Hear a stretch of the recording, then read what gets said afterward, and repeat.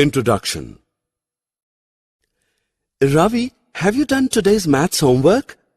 Yes, I have gathered some information about the different sports liked by the students of our class.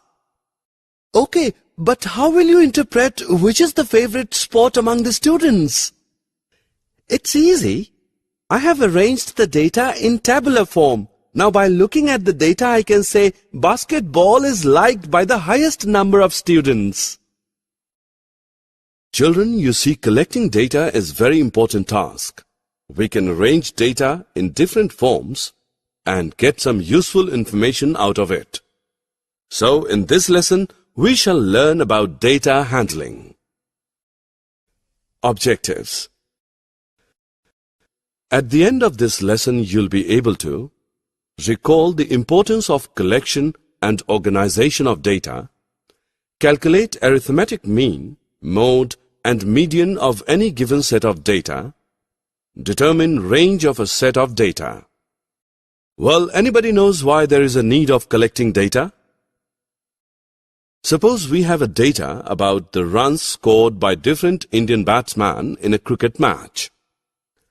By looking at the data, can you interpret which Indian batsman had the highest runs during the year? No. Therefore, to find that, we need to collect data regarding the highest runs scored by each batsman during the year. So children, unless and until you don't collect the appropriate data, you cannot know the desired information. We collect data to record and organize it. But why do we need to do that? Look at the following data.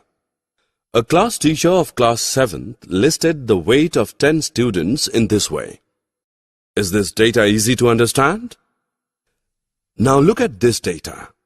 You can easily know which student has highest maximum weight and which has least. So when we put data in a proper table, it becomes easy to understand and interpret. We can put many kinds of data in tabular form. Rahul spends on an average of about 2 hours daily for his outdoor games. The average temperature of New Delhi at this time of the year is about 40 degrees Celsius. Have you noticed the word average? By average, we understand that Rahul usually plays for 2 hours. On some days, he may play for less number of hours, and on the other days, he may play longer. Similarly, the average temperature of 40 degrees Celsius means that the temperature of New Delhi at this time of the year is around 40 degrees Celsius. Sometimes it may be less than 40 degrees Celsius, and at other times it may be more than 40 degrees Celsius. Thus, we realize that average lies between the highest and the lowest value of the given data. Different forms of data need different forms of representative value to describe it. One of these representative values is the arithmetic mean. Come along to learn about it. The mean is just the average of the number and it's easy to calculate. Basically, mean is equal to the sum of all the observations divided by number of observations. Let us calculate the mean of these numbers. Add up the numbers first. The sum of these numbers is 60. There are total 5 numbers. So the mean is equal to 60 divided by 5, which equals 12. Therefore, the mean of the above numbers is 12. Rohit is an intelligent and very studious boy in the class. He gave his maths test 7 times to improve his marks. The data shown here is displaying the marks scored by Rohit. Can you calculate the mean test marks of Rohit?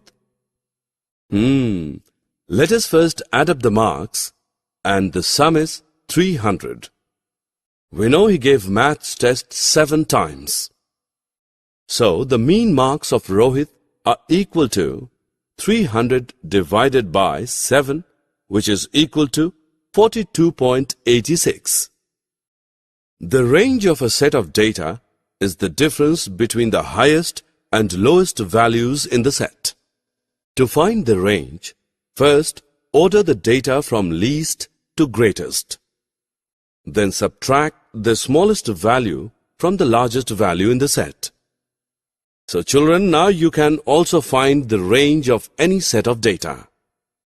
5 participants completed their swimming race. Can we calculate the range of swimming time from this data? Yes, it's simple. First, order the data from least to greatest. Now subtract the least value of time from the highest. So the range of swimming time is 3.9 minutes. The mode is simply the number which appears most often. See this example. We have few numbers here. How can we find out the mode? To find the mode, we need to first put the numbers in order, then count how many of each number. Now, see which numbers appear most often. In this case, 8 appears 2 times, so the mode is 8. Look at this data. It shows the height of 25 children in a class. Let us find out the mode of their heights. It's quite easy. First, put the numbers in order and put it in a tabular form. Then count how many of each number. See, 163 appears 9 times, so the mode of the children's height is 163. Median is the value which lies in the middle of a group of numbers that have been arranged in order by size. Let us find the median of these numbers. Firstly, we need to put these numbers either in ascending order or descending order. You can see the middle number is 12. It has 3 numbers to its right and 3 numbers to its left, so the median is 12. The Goenka family has 5 children, aged 9, 12, 5, 18 and 15. What is the age of the middle child? First of all, we should order the children's ages from least to greatest. Definitely, the age of the middle child is the middlemost number in the data set, which is 12. Likewise, you can find out the median of various data. Summary. Let us summarize what we have learned. The collection, recording, and presentation of data help us in organizing our experiences and drawing inferences from them. Arithmetic mean is equal to the sum of all the observations divided by number of observations. The range of a set of data is the difference between the highest and lowest values in the set. The mode is simply the number which appears most often. Median is the value which lies in the middle of a group of numbers that have been arranged in order by size.